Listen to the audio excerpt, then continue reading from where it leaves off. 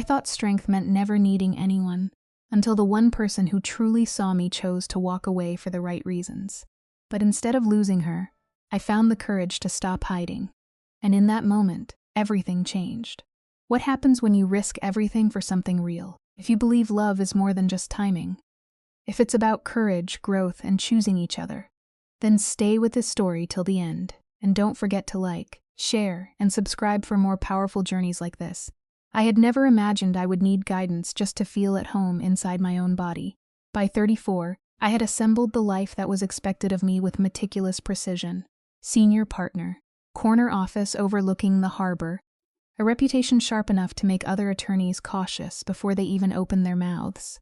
I knew how to negotiate, how to dismantle arguments, how to leave opponents wishing they had never entered the room. Control had always been my language, and I spoke it fluently. What I couldn't control was the way Rebecca's face surfaced every time silence settled around me. 3 months had passed since she left, and I had spent every one of those days insisting nothing had changed. I told myself I preferred the quiet, the clean lines of my apartment, the predictability. It sounded convincing in my head, less so in practice. Jordan was the first to call it out. Late on a Thursday, buried in preparation for a deposition, I snapped at him over something insignificant. He didn't react. Just stood there watching me with that steady, unreadable calm he had perfected over years. He said I needed help, not unkindly, just plainly. I tried to push back, to insist everything was under control, but the argument dissolved somewhere between my thoughts and my mouth. My hands were shaking, and I hadn't even noticed when that had started. That was how I ended up staring at a name on a small yellow note stuck to my laptop. Claire Donovan. Not a therapist, Jordan had emphasized, something more practical, more direct. I had dismissed therapy before, spent entire sessions explaining why I didn't belong there. This, he insisted, would be different. Her website was stripped down, almost stark. No cliches, no soft imagery meant to soothe. Just a photograph, sharp lines, steady eyes that seemed to cut through the screen and land somewhere uncomfortably close to the truth. I read her description once, then again, lingering on words I usually dismissed without a second thought. Presence, authenticity, embodiment. Concepts that felt vague and unnecessary, until they didn't. Rebecca's voice echoed in my head, clear and unrelenting. A fortress with no door. I sent the email before I could reconsider. The reply came quickly, professional yet warm in a way that didn't feel forced. We scheduled a meeting for the following week. Her studio was nothing like the spaces I was used to. No polished desks or leather chairs, no barriers to hide behind. Just open floor, light pouring through tall windows, and a stillness that felt deliberate. She greeted me with a steady handshake, her presence grounded, unhurried. There was something unsettling about the way she looked at me. Not judgmental, not invasive, just attentive in a way that made it difficult to retreat. I had prepared a speech, something polished and acceptable about professional development. Instead, what came out was raw and unfiltered. The truth landed between us before I could reshape it into something safer. She didn't react the way people usually did. No surprise, no pity. Just a quiet acknowledgement, as if I had simply confirmed something already understood. The conversation moved forward from there, not rushed, not forced. She spoke about the work in terms that felt both simple and intimidating. It wasn't about fixing anything external. It wasn't about outcomes I could measure or control. It was about stripping away the layers I had built to protect myself and finding whatever remained underneath. I agreed before I fully understood what that meant. The first session stripped away even more than I expected. The structure I relied on, clothes, posture, composure, was gently dismantled piece by piece. Standing barefoot in an unfamiliar space felt more exposing than any courtroom ever had. Every instinct told me to retreat, to reassemble the version of myself I trusted. She didn't allow it. She guided without forcing, observed without interrupting, drawing attention to things I had spent years ignoring. The tension in my shoulders, the way my breath barely reached my lungs, the constant readiness as if something might strike at any moment. It all surfaced under her quiet direction. The exercises seemed almost too simple, but the effect wasn't. A slight shift in posture, a deeper breath, and something inside me loosened in a way I hadn't known was possible. It was subtle, almost imperceptible, but it was there. Suctions after session, the pattern continued. I arrived guarded, armored in habit and expectation. She met me exactly where I was and began, piece by piece, to dismantle it. Conversation was never enough to hide behind. Every deflection, every attempt to intellectualize or avoid was gently redirected. It was frustrating, disorienting, and strangely compelling. By the third week, the work shifted again. Standing across from her, maintaining eye contact without retreating, felt more difficult than any argument I had ever made. There was nowhere to hide, no strategy to deploy, just presence, hers, unwavering, and mine, uncertain but gradually strengthening. For the first time in a long while, I wasn't trying to win anything. I was simply there, exposed in a way that felt unfamiliar, uncomfortable, and, beneath it all, quietly necessary. There was something clear in it, something unclouded I couldn't quite define. Her voice stayed low and steady, guiding me back to something as simple as breath. Only then did I notice I'd stopped again. That night, sleep never came easily. I lay awake replaying every moment, the weight of her attention, the texture of her voice when she spoke about being seen, the quiet intensity that seemed to gather whenever she stepped closer. I tried to reduce it to something logical, something manageable, professional dynamics, a predictable response to focused attention, a projection, nothing more. The explanation sounded neat, almost convincing. It didn't hold. A few weeks in, she shifted direction without warning. The energy in the room felt different the moment I arrived, like something deliberate had been set in motion. She told me we were doing something new, something that would require trust. The word alone set every instinct on edge. The exercise itself sounded simple to the point of absurdity. I was to stand still and let myself fall backward, trusting she would catch me. My immediate reaction was resistance, sharp and automatic. It felt childish, unnecessary, beneath the version of myself I had spent years constructing. She didn't argue, didn't push. She simply waited, steady and certain, her presence unshaken by my reluctance. When she moved behind me, her voice close enough to ground me, something shifted. Not enough to quiet the tension in my body, but enough to make me hesitate instead of refusing outright. I closed my eyes, tried to release even a fraction of the rigidity I carried, and leaned back just enough to feel the fear spike. It wasn't enough. She asked for more. Gently but without compromise, the truth slipped out before I could reshape it. I didn't know how to let go. Her hand settled briefly against my shoulders, warm, anchoring. The reassurance wasn't dramatic, just present and unwavering. It gave me something to lean into, something steadier than my own instinct to resist. This time, I let myself fall. She caught me without effort, her hold firm and certain. For a moment, I existed entirely in that suspension, supported by someone else's strength. No control, no calculation. Just the unfamiliar sensation of being held. We repeated it again and again. Each time the hesitation softened. The fall came quicker, the trust following just behind it. By the last attempt, my body moved without argument, my eyes closed, something deep inside loosening in a way that felt both foreign and necessary. When it was over, the room felt quieter, as if something unspoken had settled between us. I turned toward her, still carrying the echo of that release. She looked different somehow, her composure intact but touched by something more human, more immediate. The word that surfaced was simple, almost inadequate. It had been terrifying. It had also been necessary. For a brief moment, neither of us moved. Her hand lingered where it had steadied me, the contact subtle but undeniable. The air shifted, charged with something neither of us acknowledged. Then she stepped back, restoring distance with quiet precision, dissolving the moment before it could take shape. What remained didn't disappear. In the weeks that followed, my awareness of her sharpened in ways that had nothing to do with the work itself. I noticed everything. The efficiency of her movements, the quiet focus in her expression, the warmth of her touch when she corrected my posture. Small details began to carry weight. Curiosity crept in where it didn't belong. Questions about her life beyond the studio surfaced without invitation. I tried to push them aside, to keep everything contained within the boundaries I understood. It didn't last.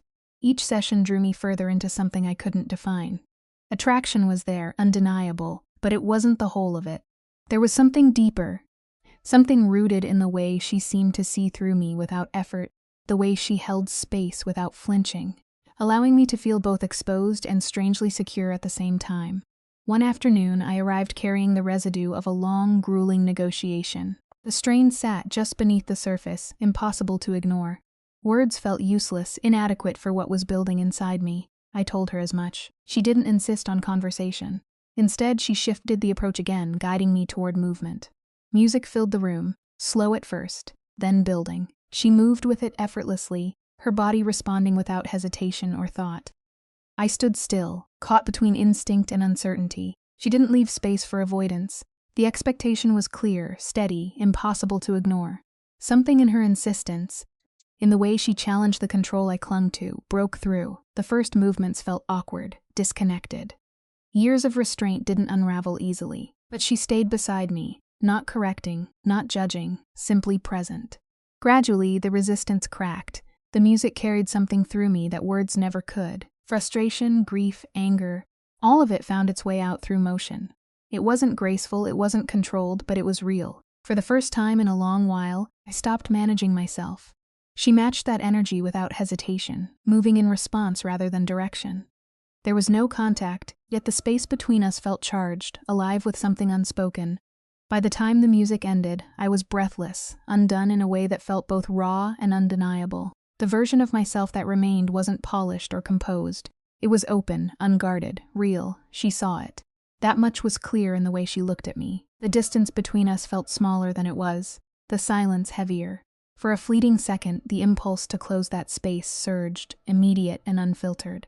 I stepped away instead. Sleep didn't come that night either. Every moment replayed with relentless clarity. The movement, the tension, the look in her eyes I couldn't fully interpret. Doubt crept in alongside everything else, questioning what was real and what I might be projecting onto her. The possibility of stepping back crossed my mind, creating distance before something blurred beyond repair.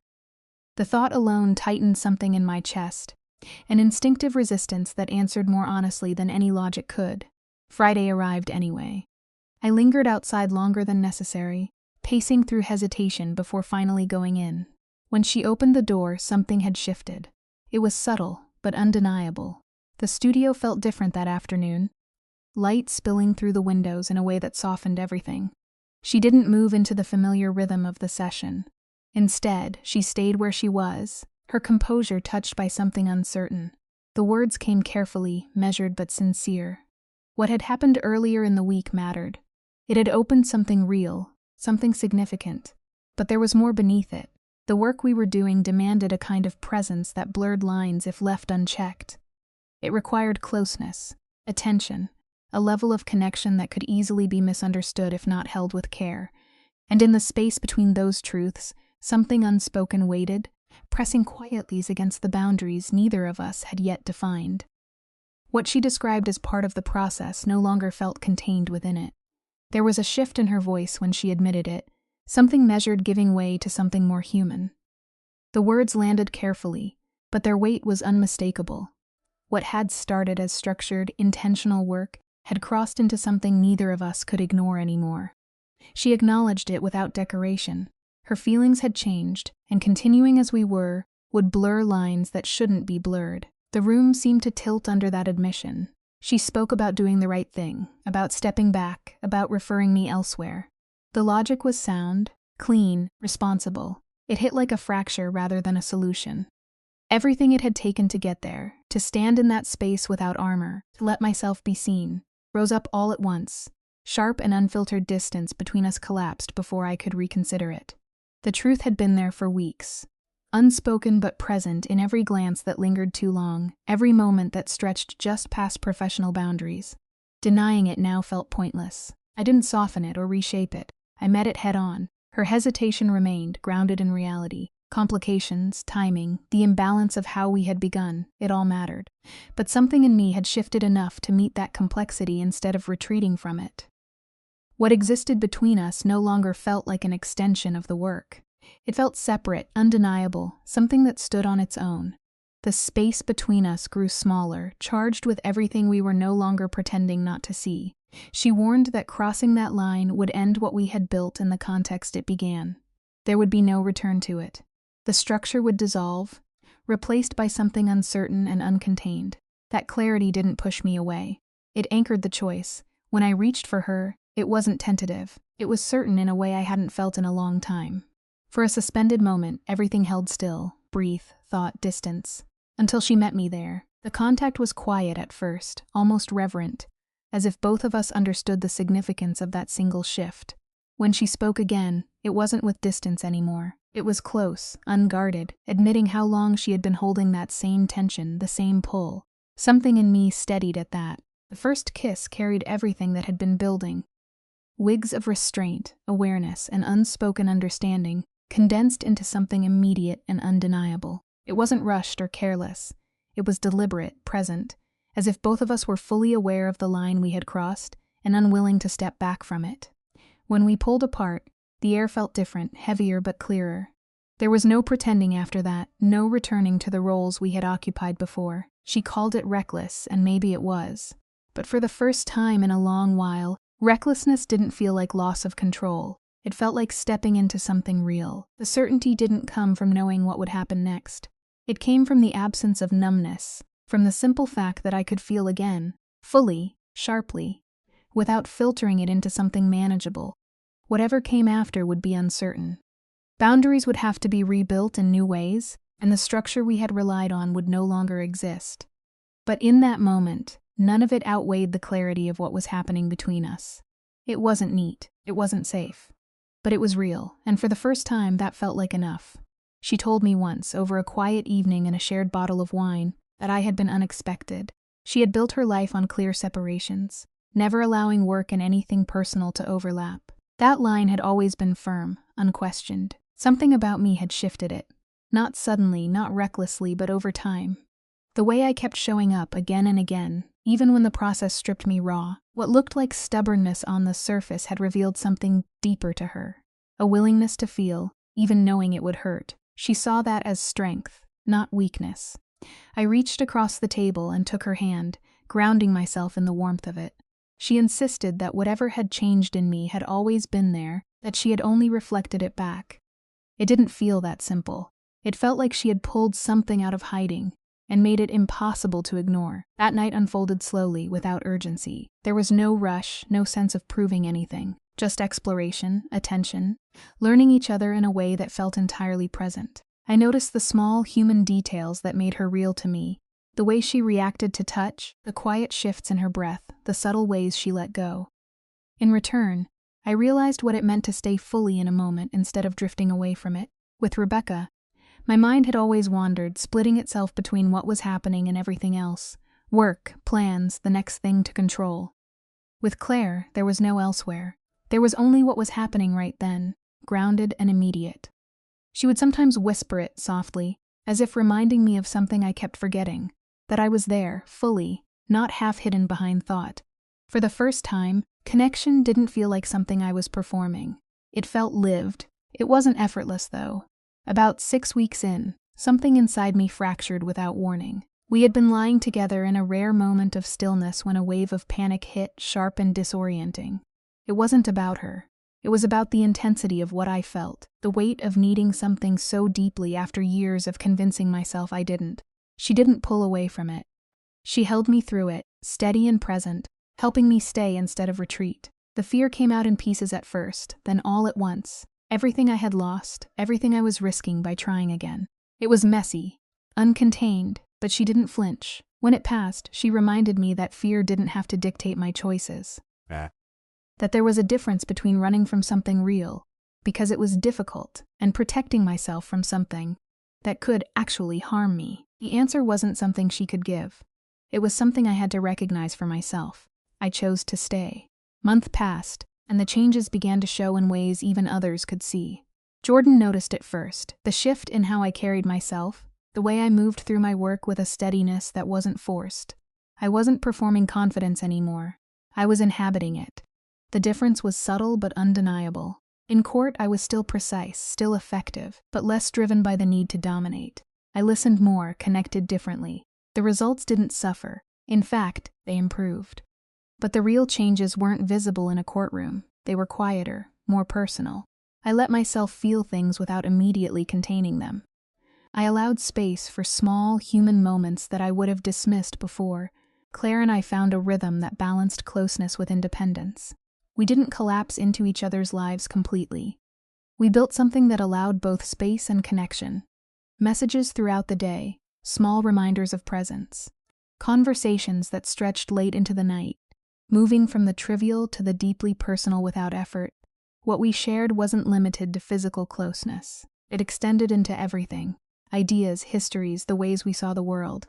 She showed me how to look at my own work differently, not just as a tool or a shield, but as something I could appreciate, even care about in a way that wasn't tied to proving anything. Over time, the different parts of my life stopped feeling separate. They began to integrate, overlapping in ways that felt natural instead of chaotic. Seeing her connect with people who knew me in entirely different contexts made that even clearer. It felt like something inside me was finally aligning.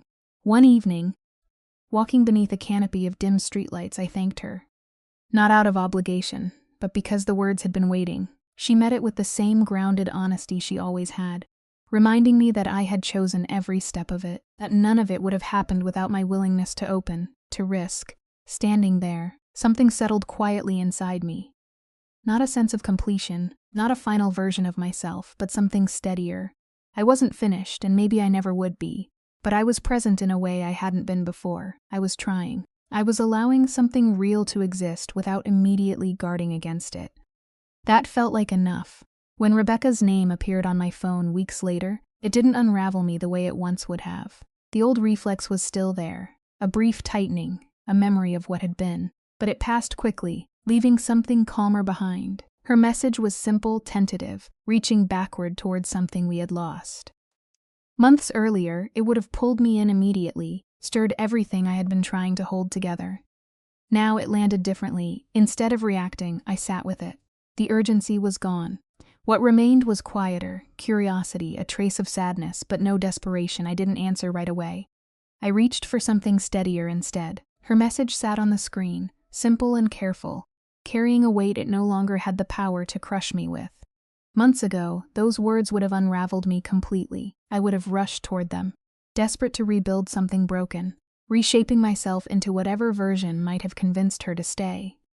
Now, there was only a quiet stillness, a trace of sadness but no urgency, no ache pulling me back. Instead of replying, I called Claire. She answered quickly, her voice slightly breathless, grounded in the rhythm of her own world. I told her about the message, about the invitation, about the strange calm that came with it. She didn't tell me what to do. She didn't steer me. She asked how I felt, and that alone anchored me more than any advice could have. The truth came slowly, still forming even as I spoke it. I wasn't hurt the way I expected to be. I wasn't sure what I wanted, only that I didn't feel pulled in the old way. There was a part of me that wanted to face it, to see it clearly, to measure who I had become against who I used to be. She met that without hesitation. No judgment, no fear, just quiet support. Knowing she was there, steady, unshaken, made the decision feel less like a risk and more like something I could step into on my own terms. I agreed to meet. Thursday arrived bright and cold, the kind of day that sharpens everything.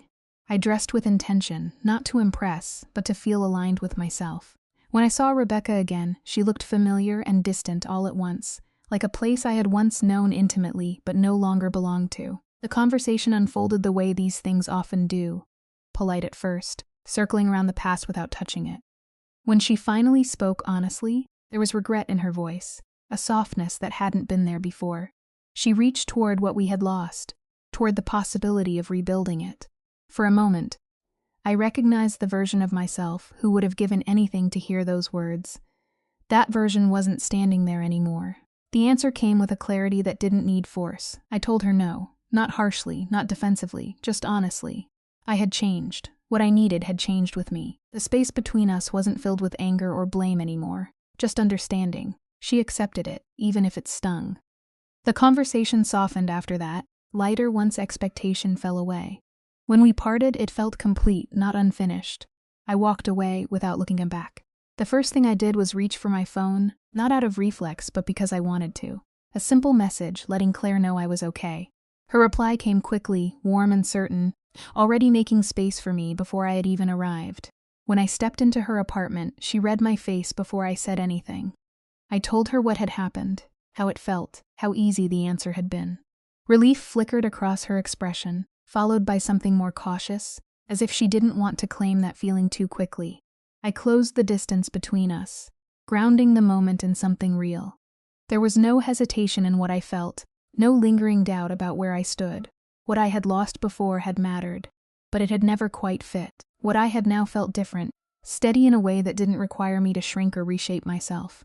She searched my face, needing certainty. I gave it to her, not through explanation, but through presence. Through the way I stayed, the way I chose her without hesitation. She saw it. Her touch softened, her voice quieter, as if she was letting herself believe it fully. She spoke about the person I had been when we first met, guarded, self-contained, determined not to need anything. The contrast wasn't something I had fully seen until she reflected it back. Standing there, I realized she was right. I had changed, not into someone else, but into someone more open, more willing to exist without constant defense. The rest unfolded without urgency, without the frantic edge that had defined so many things in my past. There was time in it, space to feel, to connect, to stay present in a way that no longer felt foreign. Later, when everything stilled and the world narrowed to something quieter, she spoke words we had both been holding back. They didn't feel sudden or overwhelming. They felt inevitable, like something that had been building long before it was said out loud. I answered without hesitation, because the truth of it had already settled somewhere deeper than words. What we had wasn't built on intensity alone. It was rooted in something steadier. The kind of connection that doesn't ask you to be less, doesn't require performance, doesn't disappear when things become difficult. It stayed, and for the first time I allowed myself to stay with it. One quiet Sunday, I woke to an empty space beside me. The sheets were still warm, but she was gone. I followed the faint sounds into the living room, and found her curled on the couch, wrapped in a blanket, a book open in her hands. Morning light spilled through the windows, catching in her hair and softening everything about her. She looked up, smiled in that easy way that had become home. I moved toward her without thinking, settling into her side as she made space for me.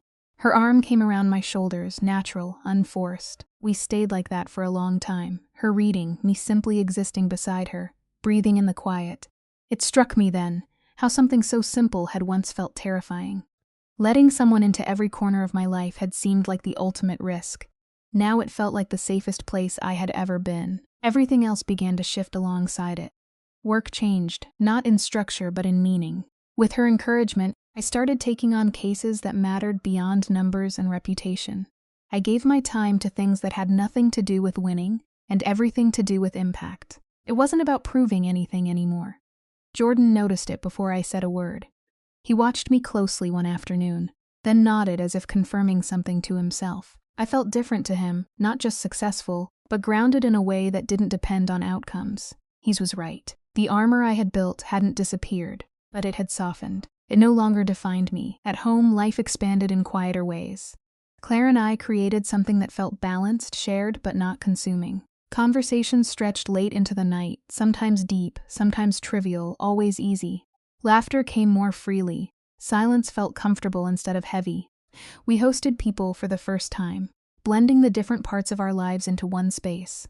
Watching her move through the room, connecting effortlessly with the people who mattered to me, something settled inside me.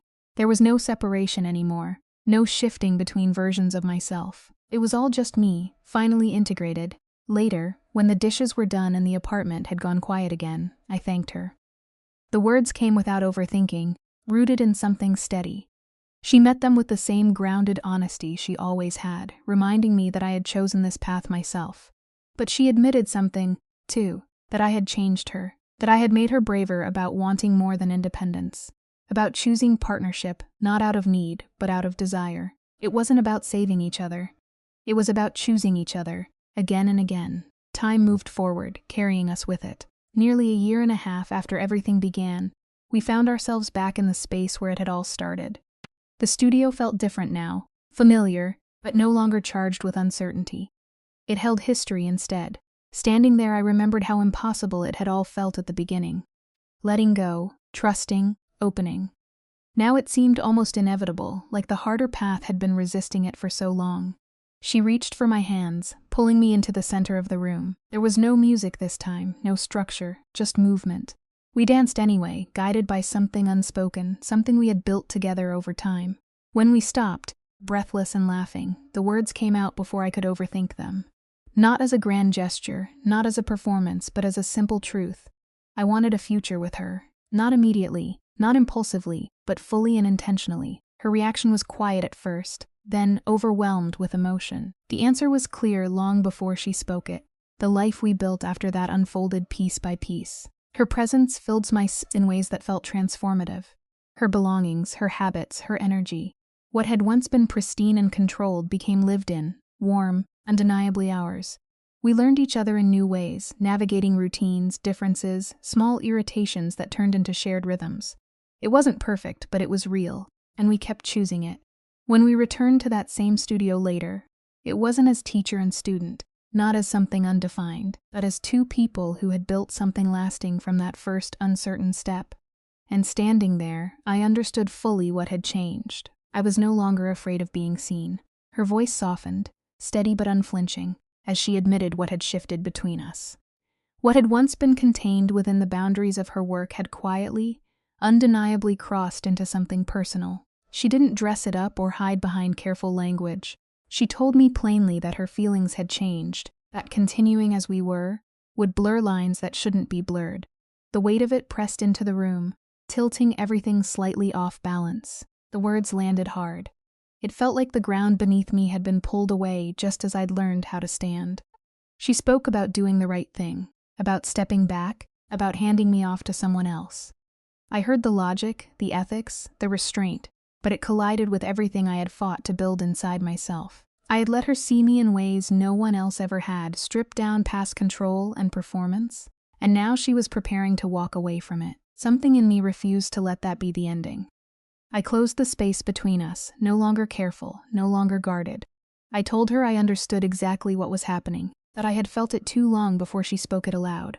This wasn't confusion or misplaced dependence. It wasn't fragility. It was recognition, real, undeniable, and mutual. She resisted, not out of indifference, but because she understood the consequences.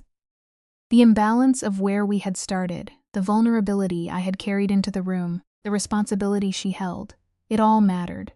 But I wasn't standing there as the same person who had first walked into her studio. I had changed. I had found something within myself that didn't feel small or uncertain anymore. Even if there was still vulnerability, it was different now. Chosen, not imposed. I told her that whatever existed between us no longer belonged to the structure we had started with. It wasn't about roles or sessions or progress. It was simply two people who saw each other clearly and couldn't pretend otherwise. The air between us thickened with everything unsaid, everything acknowledged without needing more words. She warned me that crossing that line would mean letting go of what we had built in its original form. There would be no going back, no safe return to distance and definition. I understood that. I accepted it before she finished speaking. When I touched her, it wasn't tentative, it was certain, a quiet, deliberate choice. She didn't pull away. Instead, her hand came up to hold mine in place, her composure finally cracking just enough to reveal everything she had been holding back. She admitted how long she had wanted this, how long she had been aware of the shift, how impossible it had become to ignore. The moment stretched, suspended, until it broke. When she kissed me, it wasn't rushed or careless. It carried the same presence she brought to everything, focused, intentional, consuming. Weeks of tension, of restraint, of carefully maintained distance collapsed into that single point of contact. I responded without hesitation, meeting her fully, no longer holding anything back. Everything after that unfolded with a kind of inevitability, as if we had been moving toward it all along. The barriers that had once felt necessary dissolved, replaced by something far more immediate and real. There was no pretense left, no performance. Only the raw, undeniable awareness of each other. Time lost its structure. The world outside the room faded into irrelevance. What remained was the closeness, the intensity, the way every touch felt intentional and alive. It wasn't about urgency or escape. It was about presence, complete, undivided, and shared. When it was over, the stillness that followed wasn't empty. It was full, layered with everything that had changed in those moments. The shift was permanent. There was no returning to what we had been before, and somehow, despite the risk, the uncertainty, and everything we had just undone, it felt like the most honest thing either of us had ever chosen.